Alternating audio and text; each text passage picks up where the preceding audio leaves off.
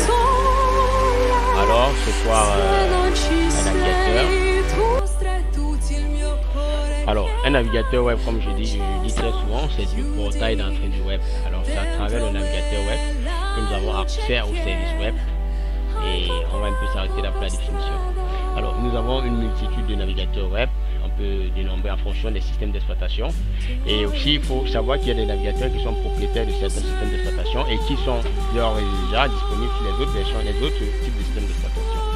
Alors, nous avons nous avons Internet Explorer qui est l'un des plus vieux navigateurs, mais aussi qui a migré vers Microsoft Edge et qui aujourd'hui a la version qui est une version tellement plus avancée.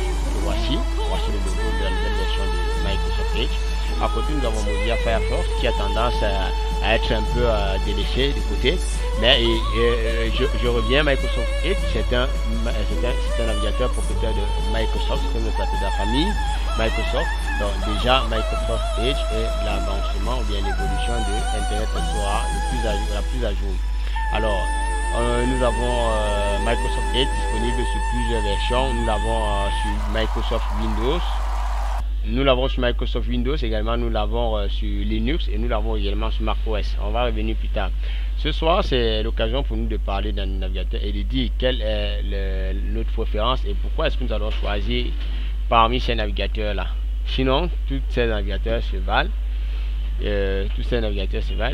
Et il faut juste faire le bon choix en fonction d'utilité. Nous avons Mozilla Firefox que je vois quelque part ici. Mozilla Firefox est un très bon navigateur. Mon expérience à moi, c'est qu'il est assez lourd et il est disponible sur Windows naturellement en .exe. Il est disponible sur Linux en .deb, certainement en RMP aussi. Il est disponible sur macOS. Nous avons Opera Mini qui est disponible sur Windows, sur Linux et également disponible sur, bon, je ne sais pas s'il est disponible sur macOS, mais c'est certain. Aussi, nous l'avons sur Android, nous l'avons sur les iPhones. Alors, la plupart de ces navigateurs, Microsoft et Microsoft Edge, Mozilla Firefox et Opera Mini sont disponibles sur les différents systèmes d'exploitation les plus utilisés. Les systèmes d'exploitation les plus utilisés et les plus récurrents, les références, il y a Microsoft Windows qui aujourd'hui a la version 11. Nous avons également les systèmes Linux. La plupart du temps, on va parler de Debian Linux, on va parler de Ubuntu, on va parler de Kali Linux, on va parler de Red Hat, on va parler de CentOS. Nous avons également les systèmes mobiles. Nous avons Android, nous avons des iPhones, des iOS, nous avons également des Windows Phone. Alors, nous allons tomber quatrièmement sur le navigateur qui semble être le plus populaire du monde aujourd'hui. Alors, nous avons Google Chrome. Google Chrome est un navigateur que je vais taxer de non propriétaire. Il est la propriété du géant Google, mais qui n'est pas propriétaire d'un système d'exploitation parce que Google Chrome est disponible tout comme Mozilla Firefox, Microsoft Edge et Opera Mini sur toutes les versions des systèmes d'exploitation, du moins la plupart, les plus populaires. Et également, Google Chrome est propre, est une application propriétaire de Google, mais n'est pas propriétaire des systèmes d'exploitation. Seulement s'il faut revenir là-dessus. Donc voilà, on a enfin Safari, le navigateur Safari, qui est un navigateur propriétaire de Apple. Donc je ne l'ai pas encore utilisé sur Linux ni sur Windows. Bon, je ne sais pas s'il est disponible, s'il y a des versions disponibles. Donc voilà le petit tour des navigateurs. Il y a également Tor Browser qui est un bon navigateur, VPN qui intègre le VPN qui permet de faire des navigations sécurisées, des recherches sécurisées qui ne sont pas pour éviter d'être espionné ou suivi.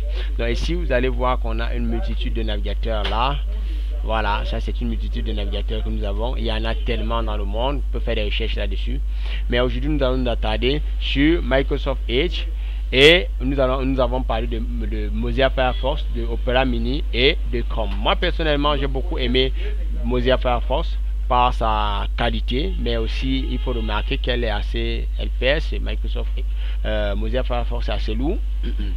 Quant à Opera, il est assez léger et récent, mais n'intègre pas autant de fonctionnalités que d'extensions à ma connaissance que Microsoft, comme Mozilla Firefox et Google Chrome. En fin de compte, maintenant, pour les trois que je taxe des plus récents ou des plus utilisés, il y a Google Chrome qui est le plus populaire avec la plus grande multitude d'extensions. Ce soir, on va parler des extensions de traduction et des narrateurs audio. Pardon. Donc, voilà un peu l'une des... Bon, voilà l'un des avantages de Google Chrome. Il est tellement populaire et a une grande communauté et intègre également beaucoup d'extensions. Quant à Microsoft Edge, ce soir, je pense que je vais donner plus d'une raison d'utiliser Microsoft Edge. Pourquoi Microsoft Edge? Nous allons faire le petit détour avec déjà, on va ouvrir Chrome. Voilà, Google Chrome. On va lancer Google Chrome. On va lancer, pas besoin de lancer Mozilla Firefox qui est déjà là, qui est installé, ni de lancer Opera. Opera Mini aussi est là.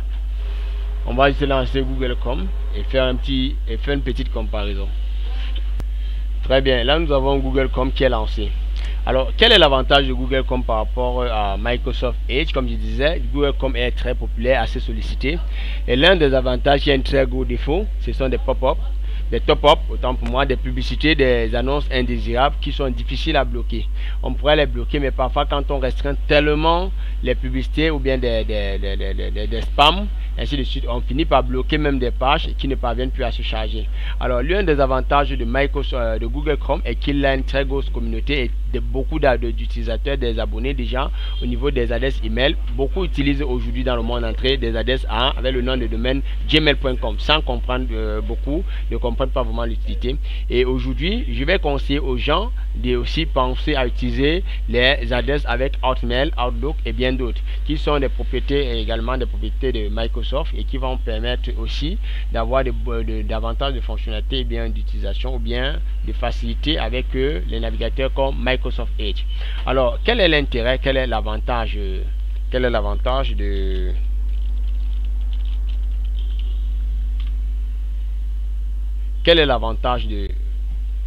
Google par rapport à Microsoft? C'est un peu ce que j'ai énoncé. Maintenant, quel est l'inconvénient? Google lance tellement de publicité. À peine vous êtes en train de travailler, allez, vous allez voir des spams qui apparaissent là pour des annonces que vous n'avez pas demandé. Ce qui pourrait bien apparaître avec tout de même avec Microsoft Edge. Juste que avec Microsoft Edge, ce n'est pas automatique. Là, il faudrait autoriser. Donc, sur Google, les annonces sont très populaires, les annonces sont très fréquentes. Alors, passons maintenant aux extensions qui sont l'une des fonctionnalités les plus déterminantes pour les navigateurs. Ici, sur Google, nous avons cette extension que j'aime bien, Print Friendly, qui nous permet d'imprimer beaucoup de pages web qui ne donnent pas l'accès.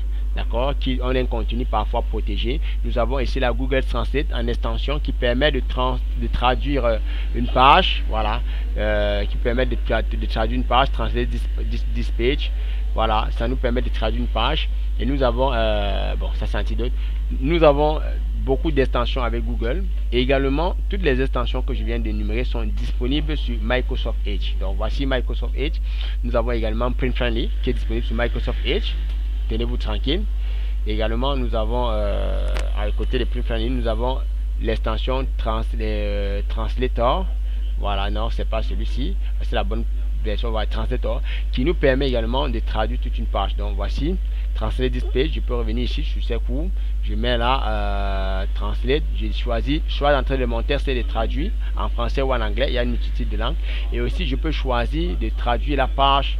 Voilà, Translate this page. English detect to, English no, translate to. Je peux décider de traduire cette page là en français. Ouais, le français. Je vais décider de choisir de traduire ça en français. Donc c'est un outil vraiment incontournable pour ceux qui ont des tonnes de pages à lire sur internet, sur le web. Donc déjà vous avez la possibilité de traduire toutes les pages. Vous n'allez pas être obligé de lire en anglais si vous êtes francophone. Pour mieux comprendre, vous n'êtes pas obligé de lire en chinois ou bien en allemand. Vous pouvez traduire vos pages et lire facilement. Et un autre avantage de Microsoft Edge et que j'ai du mal à retrouver sur Google Chrome et sur les autres navigateurs, c'est qu'il intègre son narrateur Read Aloud. Voilà, son narrateur Read Aloud. Certifications Microsoft. Non seulement je peux traduire ma page en français, maintenant je peux également utiliser le narrateur audio pour lire, pour suivre simplement en regardant les mots. Vous n'êtes pas trop me fatiguer. Microsoft. Obtenez de certifications qui m'ont rend que vous suivez les rythmes de rôles et de exigences techniques d'aujourd'hui. Sélectionnez un poste pour découvrir les parcours de certification. Accéder au tableau de bord de certifications. Développeur. Les développeurs concoivent, construisent, testent et maintiennent de solutions cloud. Administrator. Les administrators implementent, surveillent et entretiennent les solutions Microsoft. Architect.